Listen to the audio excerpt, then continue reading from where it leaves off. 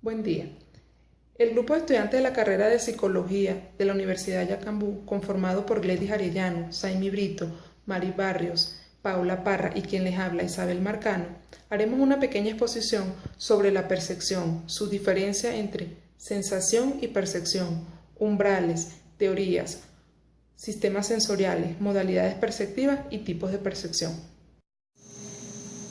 Inicio definiendo la percepción como la manera en la que el cerebro interpreta los estímulos sensoriales que recibe a través de los sentidos para formar una impresión consciente de la realidad del entorno que le rodea.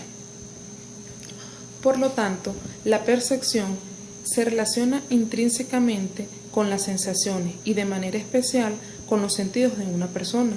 Es por ello que cada persona tiene la capacidad de recibir los estímulos desde el exterior e incorporarlos como sensaciones.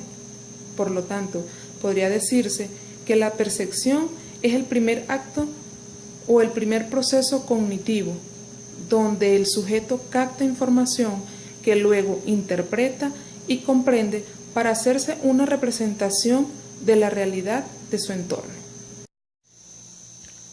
Los primeros estudios científicos de la percepción comenzaron en el siglo XIX con el desarrollo de la fisiología, de la cual se derivó el primer modelo que relacionaba la magnitud de un estímulo con la magnitud del evento percibido.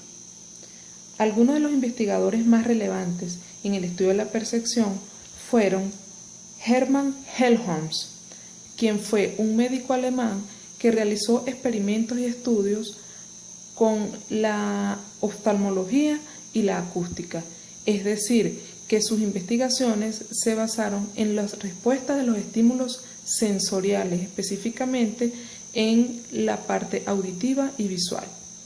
Este autor conjugaba aspectos sensoriales derivados del estímulo y conocimientos provenientes de las experiencias pasadas. Fissner, otro psicólogo alemán, autor de la ecuación que explica la relación que existe entre un estímulo físico y la sensación, conocida como la ley de Weber. En principio fue propuesta por Ernst Weber, otro psicólogo alemán, fundador de la psicofísica. Este formulaba la relación matemática que existe entre la intensidad de un estímulo y la sensación producida por éste. Estos descubrimientos llevaron a la convicción de que todos los actos humanos se podían explicar mediante principios físicos y químicos. Otro de los investigadores importantes fue Wundt, quien fundó el primer laboratorio de psicología experimental. Consideró que lo percibido es aquello que cae en el foco de la atención y de lo que se tiene conciencia, y señaló que los elementos que se encuentran en esta son la sensación, imágenes y sentimientos. Por otra parte, Gibson planteaba que la percepción era un proceso sencillo y que en el estímulo se encontraba la información, sin necesidad de recurrir a procesamientos mentales superiores o de mayor complejidad.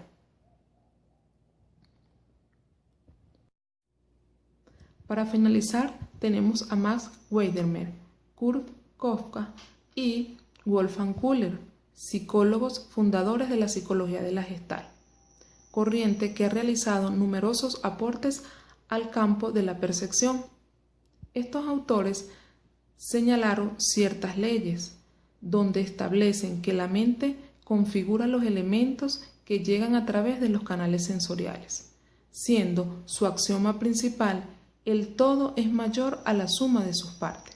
Esto quiere decir que el proceso de percepción es complejo y completo, y que no se percibe de manera aislada, sino como un todo. Gracias por su atención. Continúa mi compañera Gledys Arellano. Mi nombre es Gledys Arellano y yo les voy a hablar sobre la diferencia que existe entre percepción y sensación. Las palabras sensación y percepción se relacionan entre sí, ¿verdad? Y lo que permite que sean muy fáciles de confundir, ¿verdad? Yo de la manera más simple y clara posible voy a tratar de establecer la diferencia que existe entre ambos conceptos para poder aplicarlos correctamente. La sensación es básicamente lo que sentimos, ¿verdad? Es un sentimiento, son nuestros sentidos. Las sensaciones es lo que nuestro entorno registra con nuestros cinco sentidos, ¿verdad? Es lo que olemos, lo que gustamos, lo que sentimos, lo que vemos, ¿verdad? Es la capacidad de percibir los estímulos a través de estos. También se podría decir que la sensación es el resultado físico de la estimulación de cualquier órgano sensorial. Además, este concepto puede hacer referencia a los cambios internos del cuerpo, como el frío o el dolor. Fisiológicamente hablando, la sensación es la facultad de percibir los estímulos. La percepción, por otra parte, es nuestra manera de interpretar las sensaciones, es decir, la que nos ayuda a dar sentido a nuestras sensaciones, es el acto, la facultad a las sensaciones que recibimos, ¿verdad? De aprender por medio de los sentidos o de la mente, la cognición o el entendimiento. Consiste en el reconocimiento o aprecio intuitivo, como sucede, por ejemplo, con las cualidades morales, físicas y estéticas, ¿verdad? Es tener la visión, la intuición y el discernimiento de las cosas. En la psicología esto se conoce como percepción a la conciencia unificada, derivada de los procesos sensoriales, mientras que un estímulo está presente, ¿verdad? La principal diferencia que existe entre la sensación y la percepción es que las sensaciones son el proceso pasivo de obtener una información del mundo exterior al cuerpo, ¿verdad? Y la percepción, por el contrario, es el proceso activo de seleccionar, organizar, interpretar la información enviada al cerebro por medio de los sentidos. Las sensaciones son pasivas en el sentido de que nosotros no tenemos que estar participando conscientemente de un proceso de detección, ya que nuestros sentidos hacen esto de forma innata todo el tiempo. Sin embargo, la percepción,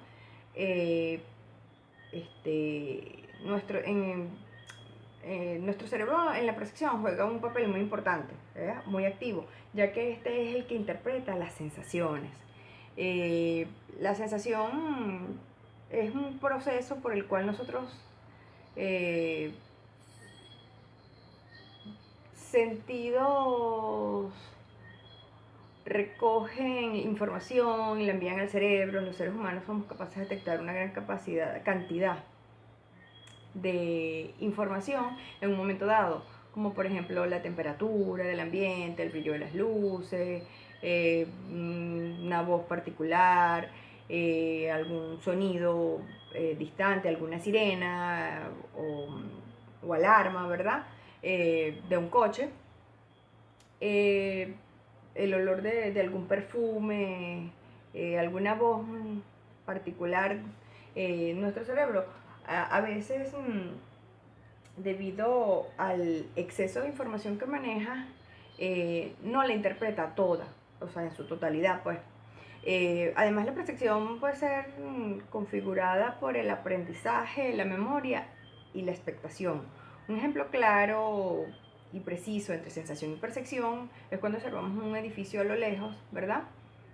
A medida que nos vamos acercando a él, va creciendo, se va agrandando, ¿verdad? Y nosotros ante esta situación no presentamos ningún tipo de sorpresa, ¿verdad? Porque es algo que ya hemos vivido y que ya hemos percibido, ¿verdad? Siempre va a ser así, a medida que nos acerquemos va a ser mucho más grande. La medida de la percepción puede ser la estimación de la magnitud. Para esto se requiere de un observador que oiga un tono de cierta amplitud y que asigne un número que corresponda a su intensidad. Esto es con referencia a la sonoridad. Esto se repite con otras amplitudes. La escala subjetiva obtenida de este modo se puede graficar con las mediciones de amplitudes físicas. El mismo tipo de medición se puede hacer con luces, pesos, alturas de tonos, duración, saturación de color, olor, gusto, esfuerzo muscular, temperatura, e infinitos tipos de sensaciones. También otro método es el de discriminación. Este también es muy usado, se basa en la capacidad de un observador para distinguir dos estímulos, tonos, luces, gustos, etcétera, ¿verdad? Cuyas intensidades están tan cerca que a menudo se confunden. Para obtener escalas subjetivas es mucho menos eficaz que la anterior. Sin embargo, hay otros aspectos en los que este modo se justifica. A continuación, mi compañera Saimi Brito. Gracias. Los umbrales sensoriales. El sistema sensorial es parte de nuestro sistema nervioso y es la capacidad discriminativa de nuestros sentidos. Cuando hablamos de sentidos, nos referimos al sentido del gusto, del tacto, de la audición, del olfato y de la visión. Pero, ¿cómo podemos definir lo que es el umbral sensorial? El umbral de cada uno de nuestros sentidos es el tipo de estímulos que son capaces de percibir ellos mismos, es decir, nuestros sentidos. ¿Okay? Y la intensidad de la señal con que van a ser recibidos va a depender de cada especie o de cada persona. Existen tres tipos de umbrales en los que podemos mencionar el umbral mínimo o absoluto, que es la menor intensidad de estímulo físico que se requiere para que se produzca la sensación. Si en este momento quiero dar un ejemplo de lo que es el umbral mínimo o absoluto en el gusto, por ejemplo, pudiera hablar de diluir una cucharadita de azúcar en 5 litros de agua. Si quisiera hablar del olfato, pudiera decir que diluir una gota de perfume en una casa pequeña de 2 habitaciones. O como podemos ver en la foto, las pequeñas patas de una mariposa posando en el dedo de una persona. Luego está el umbral máximo, que es la cantidad de estímulo que produce la saturación del órgano sensorial. Si volvemos al mismo ejemplo que acabo de dar, pero refiriéndonos al umbral máximo, podríamos hablar de un frasco de perfume rociado en nuestro cuerpo o en una habitación muy pequeña. Y en el caso del gusto, 1 kilo de azúcar disuelto en una taza de agua. Luego vamos a hablar del umbral diferencial, que es la cantidad de cambio de intensidad necesaria que se necesita para percibir la diferencia del estímulo. Si vemos la foto que está acá, podemos ver que en esta mano hay 200 gramos de azúcar y en esta 210 gramos. Es decir, no se puede percibir la diferencia. Pero si en esta mano existieran 2 kilos de azúcar y en esta 4 kilos, automáticamente se percibiría la diferencia. Ahora vamos a hablar de las posiciones teóricas de la psicología perceptiva, pero es importante expresar qué es la percepción, ¿okay? Y podemos expresar que la percepción es el conjunto de procesamiento de elementos en el cual recibimos, organizamos e interpretamos la información a través de la información que recibimos a través de nuestros estímulos, pensamientos y sentimientos a partir de una experiencia previa. No fue hasta el siglo XXI que comenzaron los estudios científicos de la percepción. ¿Okay? Los psicólogos Anderson y Bauer exponen que hay 2 posiciones teóricas que son opuestas. En una está la teoría empirista o asociacionista y la otra es la teoría ignatista o de la forma. La teoría empirista sigue lo que expresa Aristóteles, y es que el ser humano percibe la información o el estímulo de una forma más o menos caótica y posteriormente la organiza. Y en la teoría ignatista o de la forma, también llamada racionalista, sigue o continúa lo que es el ideal de Platón, donde él expresan que el ser humano tiene la capacidad de percibir de forma innata, es decir, desde el nacimiento. ¿Okay? Esto quiere decir que la data de información la recibimos de una forma ya organizada. Lo que queremos expresar con un ejemplo, lo que estoy diciendo, es que no recibimos la información como un rompecabezas y luego la organizamos, sino que recibimos el mosaico total de la información. Muchas gracias, no me quiero despedir sin antes leer este pensamiento de Aristóteles. No hay algo que conozcamos que no provenga de la percepción de los sentidos, de la comprensión del alma y del entendimiento de la mente. Gracias. Mari Barrios, y les voy a hablar de las posiciones teóricas en la psicología perceptiva. Empezaremos con la escuela Gestalt. Surge como una reacción a la metodología y filosofía del estructuralismo y conductismo, y en estrecha relación con el estudio de ciertas ilusiones perceptivas. Los partidarios de la escuela Gestalt se interesaron en la experiencia perceptiva fenomenológica, afirmando que esta característica por su globalidad es el todo es más que la suma de las partes y su estructura. Estas ideas justificaron el interés de estos autores por determinar las leyes que explican el modo en que percibimos.